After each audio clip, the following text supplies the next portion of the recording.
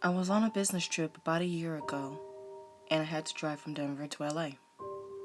It was a long drive, and I was growing tired of the road, so I stopped at a Holiday Inn hotel that was nearby. I walked up to the desk and rang the bell. Just seconds later, a man came out from the back room. "Hello, ma'am. My name is John Shelby," the man said. "How can I assist you?"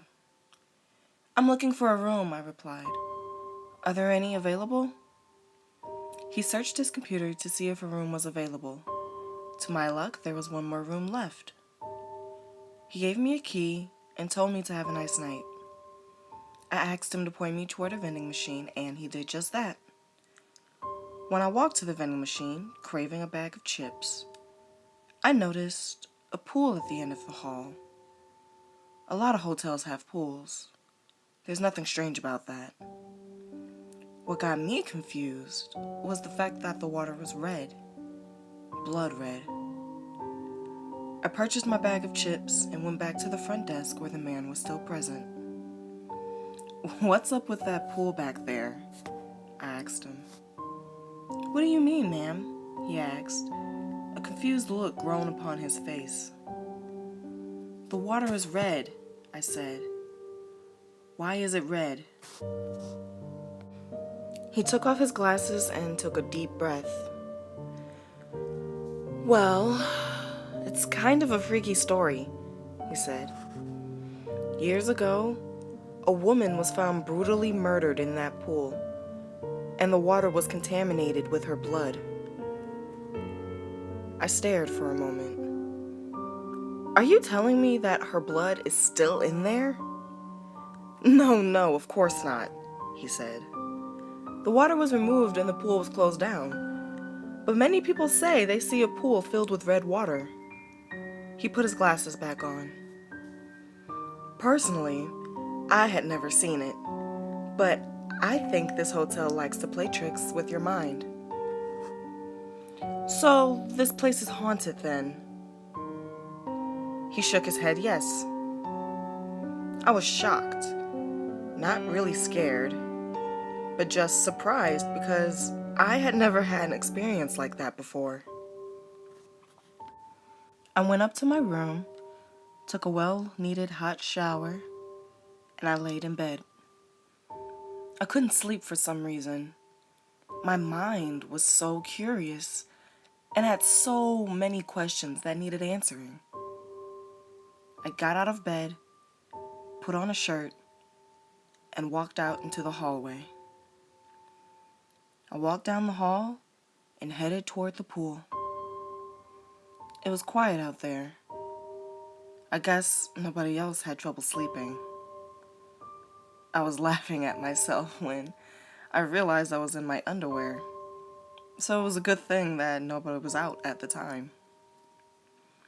I did believe that I saw a woman cross from one room to another, but I didn't think anything of it at the time.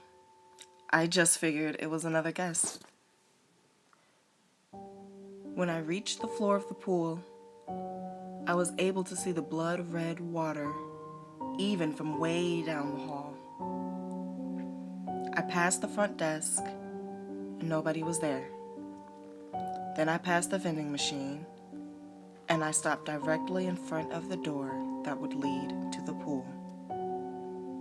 I tried the door, but it was locked. I don't think I would have gone in even if it wasn't. I looked through the large window that showed the blood-contaminated pool. It looked as if the pool had been closed for a long time. I looked behind me, down the hall to the elevator. I was imagining a scene from The Shining, when the stream of blood came shooting out of the elevator. I had a feeling that I would see something similar to that, but I didn't. Instead, when I turned back around, I saw a woman standing at the edge of the pool and looking as if she were about ready to jump in. She was completely nude, not a single piece of clothing on her body. When she snapped her head my way, I jumped back in fear and walked back to my room as fast as I could, taking the stairs next to the vending machine instead of the elevator. Hours later, I woke up to my alarm going off. I threw on some clothes and walked down to the first floor for breakfast. After eating, I was ready to check out and get back on the road. But I decided to take one last look at the pool before I leave. I walked slowly past the front desk, past the vending machine, and to the pool. I was still freaked out by what happened the night before as I looked through the window. And I'm surprised to see that the pool was empty. There was no red water, and there was no woman. I walked back to the front desk where a woman was working. "Is John Shelby available?" I asked. She gave me a confused look. "Excuse me?" she said. "John Shelby," I repeated. "He was working here last night." "John Shelby died back in 1982, she said. "He killed himself after murdering a woman right there in that pool." "Is this a joke, ma'am?"